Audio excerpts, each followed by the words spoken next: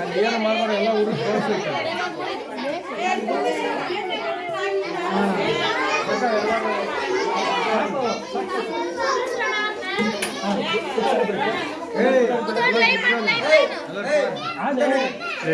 Cake cream ತಿನ್ನಿಸ್ಕೊಬೇಡ, cake cream ತಿನ್ನಿಸ್ಬೇಡ.